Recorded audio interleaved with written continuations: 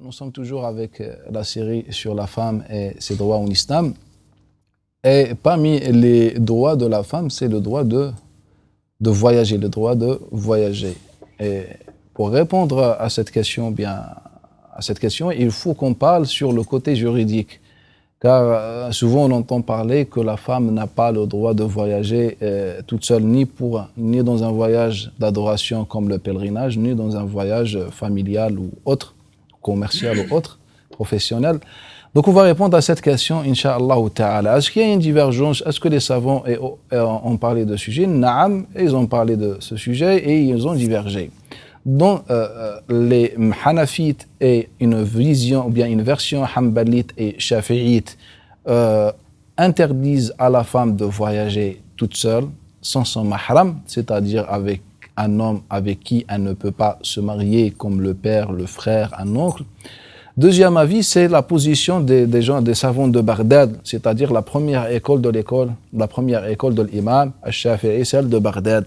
Et aussi, c'est une version dans l'école malikite qui a été adoptée par les grands savants de l'école malikite comme l'imam al-Baji. Et aussi c'est la position de l'imam Malik ibn Anas, c'est la position de l'imam al-Awza'i, c'est une version dans l'école Hanbalite, c'est une version aussi dans l'école Hanbalite que la femme peut voyager toute seule.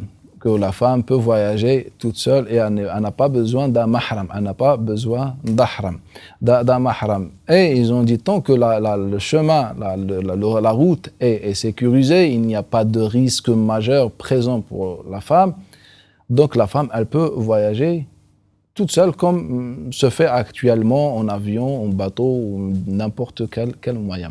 Donc généralement, on a deux avis. On a un avis qui interdit, on a un deuxième avis qui autorise.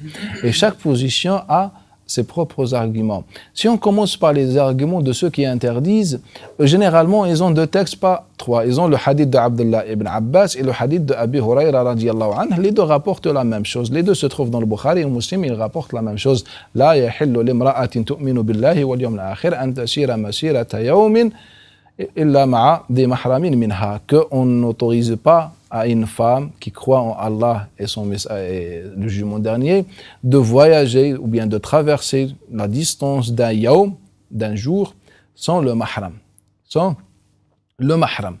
Donc c'est ça le hadith ou bien les deux hadiths. Car c'est les deux hadiths. Ce hadith, il est rapporté par deux compagnons qui fait de lui un hadith rapporté par deux compagnons qui fait de lui deux hadiths. Donc à part ce texte, il n'y a pas un autre argument qui dit que la femme ne peut pas voyager toute seule. Sauf que ce texte a connu une forte perturbation au niveau de la formule. Parfois, on trouve qu'elle ne peut pas voyager la distance de 3 jours, et ça, il a été adopté par l'école hanafite. Et parfois, on trouve c'est 1 jour. Et ça, c'est une position dans l'école hanbalite. Parfois 1 jour et une nuit. Et ça, c'est une 3e position. Et la 4e position, sans mentionner les jours, c'est-à-dire elle ne peut pas voyager. Donc au final, le hadith il a été rapporté avec 4 formules. C'est-à-dire le même hadith, Nabi n'a pas pu prononcer les 4 formules à la fois, bien dans des reprises différentes, dans des endroits différents que cela. Sinon, le hadith est contradictoire. Dans la première version, 3 jours. Deuxième version, 1 jour. Troisième version, 1 jour et une nuit. Et 4e version, sans mentionner le nombre de jours, c'est-à-dire un voyage. Et c'est pour ça que l'imam Abu Abdullah Muhammad ibn Ismail al-Bukhari ne fait pas la différence. Il nous dit tout voyage, tout déplacement est interdit pour la femme, sauf dans la présence de son mahram. Même si elle traverse quelques mètres, c'est haram pour une femme. C'est-à-dire même quelques kilomètres de sortir de sa ville, c'est haram dans cette position. Pour comprendre, quand on dit 3 jours, il est équivalent à quoi exactement? Le jour chez les Arabes commence de l'Fajr, l'apparition de l'Fajr, de l'aube, jusqu'à la prière de Dhuhr, jusqu'à ce qu'on appelle Az-Zawal. Et ça, c'est le jour arabe. Car les Arabes voyageaient généralement pendant ce temps-là. Donc quand on dit 3 jours, c'est-à-dire 3 fois 7 heures. Car généralement, le jour le plus court, entre Dhuhr et Al-Asr, entre le Subh et Dhuhr, il a environ 7 heures, 7 heures et demie, le jour le plus court, car on se réfère aux jours les plus courts. Donc on a 7 heures à 7 heures et demie par jour fois 3 qui fait environ 22 heures, 21 ou 20 heures selon la divergence. Donc on est autour des 20 heures de marche, qui est équivalent avec les kilomètres à 70 à 80 kilomètres. Donc la femme chez le Hanafiya ne peut pas traverser la distance, ou bien pas selon Hanafiya, selon ceux qui disent 3 jours, ne peut pas traverser la distance de 70 à 80 km. Pourquoi j'ai dit pas le Hanafiya? Car le Hanafiya encore ont divergé dans certains petits détails et dans les calculs, dans un avis que ces 3 jours sont équivalents à 120 km. Donc il y a une divergence technique. Donc on est entre 70 km à 120 km selon ceux qui prennent cette position, la position de 3 jours. La deuxième position, le hadith qui nous dit, ou bien le même hadith, et cela prouve que le hadith est perturbé aux yeux de la science de hadith, il nous dit un jour et une nuit. Donc le jour, un jour et une nuit qui veut dire 24 heures. Donc on n'est pas loin de la version précédente. La version précédente, elle est autour de 20, 21, 22 heures, et là on est à 24 heures. La troisième version, c'est le hadith qui nous dit un jour. Et un jour, c'est-à-dire de l'aube jusqu'à la prière de Dhuhr, c'est-à-dire on est à 7h, 7h30, ce qui est contradictoire, et la contradiction est manifeste dans cette version. Et la dernière, qui a été adoptée par certains muhaddithines, qui dit tout voyage, c'est-à-dire même 1 heure, il est interdit pour la femme. Donc selon ces avis, la femme ne peut pas traverser la distance soit de 70 km, soit de 120 km, soit pour les deux avis, quelques heures ou bien quelques minutes, elle ne peut pas traverser cette distance. Et je pense qu'il y a beaucoup de choses à dire par rapport à ce hadith, mais notre objectif, ce n'est pas hadith en lui-même. Notre objectif, c'est voir les avis juridiques. Les autres savants qui autorisent à la femme de faire ce voyage, et c'est la position de la majorité des compagnons et la majorité de as-salaf as-salih avec les savants que j'ai évoqués, que la femme peut voyager cette distance. Quels sont les arguments? Cette position a beaucoup d'arguments. Le premier argument, par quoi on va commencer pour comprendre mieux le hadith précédent, c'est le hadith de l'imam Malik d'après Abdurrahman ibn Harmala, d'après Amr ibn Shu'ayb, d'après son père, d'après son grand-père. C'est un hadith qui est authentique, sans divergence connue. Que le Nabi sallallahu alayhi wa sallam, il nous dit Ar-rakibu shaytan, ar-rakibani shaytanan, wa-thalatatu rakbun. Il nous dit le voyageur, il parlait des hommes, le Nabi sallallahu dans ces hadiths. Le voyageur est un shaytan. 2 voyageurs sont des shaytans. Les 3 voyageurs ne sont pas des shaitans. Qu'est-ce qu'on comprend de ce hadith? On comprend qu'il est interdit aussi pour l'homme de voyager seul, sans, entre parenthèses, sans mahram. Car si on veut appliquer le sens apparent comme on a fait avec la femme, on doit affirmer la même chose à l'homme. Car Nabi sallallahu alayhi wa sallam, dans cette parole, et il n'y a pas plus clair que cette parole, il nous dit « Ar-rakibu shaytan » le voyageur est un shaytan. Les 2 voyageurs sont shaytan. Donc un homme qui voyage seul, il est shaytan. Et quand on dit il est shaytan, c'est-à-dire il fait l'acte de shaytan qui est haram. 2 voyageurs sont 2 shaytans, c'est-à-dire ce qu'ils font c'est haram. Est-ce que l'homme donc peut voyager seul? Oui, il peut voyager seul.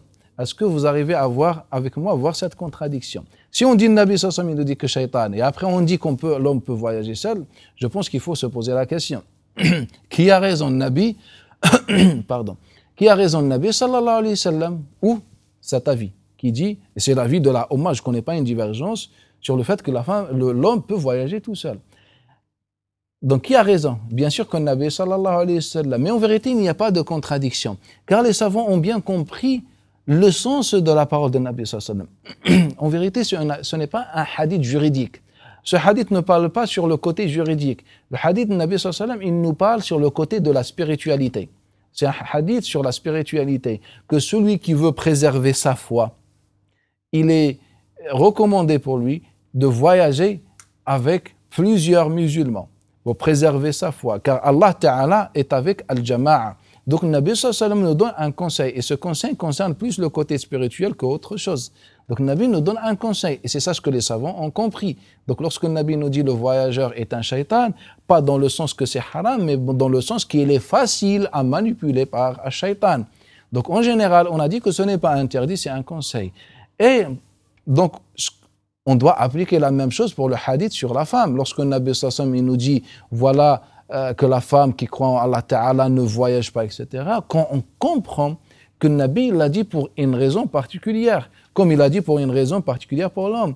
L'homme, le risque pour lui, ce n'est pas des agressions, car ce n'est pas l'agression, car l'homme, surtout dans l'époque de Nabi, était fort, armé, etc. Mais il y avait le risque des attaques de shaitan sur la foi. Donc on a la même chose avec la femme. La femme peut-être a plus de risques qu'elle soit agressée. C'est pour ça que le Nabi sallallahu alayhi wa sallam lui a dit cette parole. Donc on doit, si pour l'homme on a compris de cette manière, quelle est la chose qui nous empêche de comprendre la même chose avec la femme, ce qui est logique? Et ce que Aïcha radiallahu ta'ala anha a compris, comme l'imam Abu Daoud rapporte, d'après Zam'a, d'après l'imam Zuhri, d'après Urwa, d'après Aïcha, lorsqu'elle apprend qu'on rapporte ce hadith, قالت والله ما كلهن تجد محرم. Elle leur a dit par Allah ta'ala, ce n'est pas toutes les femmes trouvent un mahram que vous êtes en train de prétendre. Donc Aïcha a refusé d'accepter cette interprétation et cette manière dont on utilise le hadith. Donc elle leur a dit, ce n'est pas toutes les femmes qui ont les mahrams. Qu'est-ce qu'elle a compris Aïcha? Aïcha radiallahu anha a compris que le hadith n'est pas en train d'interdire, le hadith est en train de donner un conseil. Et pour celles qui n'ont pas ou qui ne veulent pas ou qu'elles se sentent sécurisées dans la sécurité, elles n'ont pas besoin d'un mahram, tout simplement. C'est ça la parole de Aïcha. Est-ce qu'elle a compris Aïcha? Est-ce que tous les compagnons, radiallahu ta'ala anhum, ont compris? Pour quelle raison? Car si vous revenez dans les livres d'histoire, prenez avec moi Tabari, Ibn Jarir et ses chroniques, prenez avec moi l'imam Ibn Sa'd et ses chroniques, Tabaqat, ses générations, avec plusieurs chaînes de transmission, il nous rapporte que les femmes de Nabi sallallahu alayhi wa sallam, les épouses du prophète, sont sorties faire leur pèlerinage avec Omar, dans l'époque de Omar ibn Khattab et l'époque de Abu Bakr as-Siddiq. Il n'y avait que Saouda et Zainab qui sont pas sorties. Mais toutes les femmes de Nabi sallallahu alayhi wa sallam sont sorties faire leur pèlerinage. Cela veut dire que les compagnons ont vu le péché, ils n'ont rien dit. Et cela veut dire que les femmes de Nabi sallallahu alayhi wa sallam, c'est elles qui ont commencé le péché. Non, wal-iyadu billahi ta'ala, c'est une parole qui se dit pas. Cela nous montre que notre vision est erronée et fausse. Car si les plus pieux et pieuses dans l'histoire de l'islam l'ont fait et non on ne le fait pas, il y a un problème quelque part. On a les femmes de Nabi sallallahu alayhi wa sallam qui sont sorties et sans mahram. Il n'y a aucun récit qui rapporte qu'ils avaient des mahrams, sachant que les femmes de Nabi sallallahu alayhi wa sallam, généralement, leur famille n'était pas présente avec elles. Ils étaient loin, donc il n'y a pas de mahram. Il n'y a pas de mahram. Mais une fois, j'ai entendu un cheikh autrefois, il est en train de dire en vérité que les femmes du Nabi sont différentes, car Allah Ta'ala, dans le Coran, les a appelées Ummahat al-Mu'minin, les mères des croyants. Et donc, elles ont le statut de la mère. Et moi, personnellement, j'ai du mal à comprendre ce genre de propos. Car cela veut dire, d'après lui, qu'elles peuvent se dévoiler, alors que le Coran al-Karim était plus strict avec elles que les autres musulmanes. Les femmes de Nabi sallallahu alayhi wa sallam doivent couvrir le visage. Les femmes de Nabi sallallahu alayhi wa sallam doivent aussi mettre un rideau entre elles et les autres. Et de la priorité d'être voilées. Regardez ces conditions strictes pour les femmes de Nabi sallallahu alayhi wa sallam, car elles sont des femmes différentes. Si tout simplement elles sont considérées réellement dans le sens apparent comme des vraies mères, on peut voir leur corps, leurs cheveux, etc., qui est impossible et qui est haram. Donc, lorsque Allah Ta'ala nous dit Ummahat, et Nabi sallallahu alayhi wa sallam dit Ummahat, c'est le sens que le fait que Nabi sallallahu alayhi wa sallam a épousé ces femmes, c'est-à-dire on leur doit du respect dans ce sens-là. Et je ne vois pas comment quelqu'un qui a étudié la science peut comprendre une parole ou bien comprendre cette parole de cette manière. Donc, toutes les femmes de Nabi sallallahu alayhi wa sallam, bien les femmes de Nabi sallallahu alayhi wa sallam, sont sortis faire le pèlerinage. Donc pour eux, c'est halal.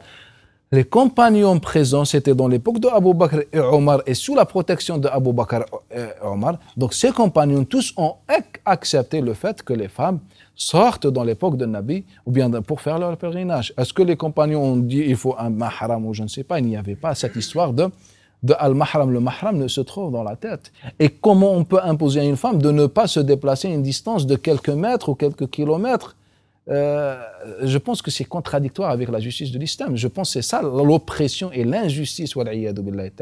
Quelle est la différence entre l'homme et la femme? Quelle est la différence réelle entre l'homme et la femme? Si l'homme peut voyager et faire sa vie, la femme peut rester dans une cuisine. Ce n'est pas l'islam. Ce n'est pas l'islam. Le fait de dire que la femme n'a pas le droit même de faire un petit déplacement. Et aussi, si on parle sur la vie qui dit qu'elle ne peut pas faire ce déplacement qui nous autorise de raccourcir la prière, c'est-à-dire entre 70 et 120 km. C'est un avis qui était logique autrefois, l'époque de l'agression et l'époque des conflits où la femme ne se sentait pas sécurisée, elle n'était pas dans la sécurité, et c'est pour cette raison Allah Ta'ala a fait descendre le verset sur le voile, et c'est pour cette raison le Nabi sallallahu alayhi wa sallam a interdit aux femmes de se parfumer la nuit et pas dans la journée, car il y avait une menace. Il y avait une menace réelle, les hypocrites d'un côté, etc., les agressions qui sont notoires dans cette époque. C'était logique qu'on dit à la femme ne voyage pas à cette distance, c'est pour cette femme. Mais le Nabi sallallahu alayhi wa sallam, après, il nous a dit que le monde va changer. Et le hadith, il est dans le Bukhari, Ahmad ibn Hanbal, rapporté d'après Mohammed ibn Sirin, d'après Ubayda, d'après Adi ibn Hatim. Le Nabi sallallahu alayhi wa sallam dit La yutimmanna Allahu al-amra hatta takhruja al-dha'inatu min al-hira hatta tatufa bil-bayti wa la takhafu Allah, wa la takhafu illa Allah. Le Nabi puis nous a annoncer la bonne nouvelle, qu'il y aura un changement, qu'il y aura insécurité. Après moi, le Nabi nous dit que dans ce hadith qui est porté d'après Mohammed ibn Sirin, d'après Ubayda, d'après Adi ibn Hatim, il nous dit qu'il viendra un jour où Allah Ta'ala va terminer l'évolution et la progression de Din dans le sens général. La progression et l'évolution de Din jusqu'à ce que la femme sortira de Al-Hira, dans le sud d'Irak, de l'Irak, jusqu'à ce qu'elle fasse son pèlerinage et elle ne craindra que Allah Ta'ala. Donc dans ce hadith, le Nabi sallallahu alayhi wa sallam nous dit que le monde va changer, que Allah va établir la sécurité, que ce din, cette religion va atteindre son niveau de la perfection et sa période ou bien son temps en or. Et que la femme dans cette époque va sortir de l'Hira et elle va faire son pèlerinage et elle va ne craindre que Allah Ta'ala. Mais si là, il nous dit, en vérité, le Nabi sallallahu alayhi wa sallam était en train de raconter et pas donner un statut juridique. On lui dit, naam, le Nabi était en train de raconter, mais le Nabi n'était pas en train juste de raconter, il est en train de donner des éloges à cette époque. Les éloges où la femme pourra sortir toute seule. Le Nabi sallallahu alayhi wa sallam a donné des éloges à cette époque. Que c'est une époque merveilleuse où la femme peut sortir sans craindre qu'Allah Ta'ala. C'est un Nabi sallallahu alayhi wa sallam donner des éloges à cette époque. C'est ça ce que le Nabi sallallahu alayhi wa sallam souhaitait, c'est ça ce que le Nabi sallallahu alayhi wa sallam attendait. Et lorsque Allah Ta'ala a ouvert ses portes, on a toujours gardé que la femme elle ne doit pas sortir ou bien voyager ou faire cette distance. Ça ne fait pas partie de la vision islamique. C'est pour ça les savants, les grands salaf salih ont compris la différence. Et beaucoup l'imam Ibn Abi Shayba, Abdul Razzaq, nous rapporte que les femmes toujours étaient présentes et sont leurs mahram. Dans l'époque de Salaf al-Salih, il y a des récits d'après Qatada, il y a des récits d'après Abu Musa al-Ash'ari, il y a des récits de l'imam Ibrahim ibn Yazid al-Nakha'i. Et je pense qu'il est temps de revoir certaines idées. Si les Hanafites ont prononcé cet avis, c'était par rapport à une époque particulière, à une période particulière. Mais le monde a changé, donc je pense qu'il faut adapter nos avis au changement de l'époque. أقول هذا الكلام وأستغفر الله لي ولكم.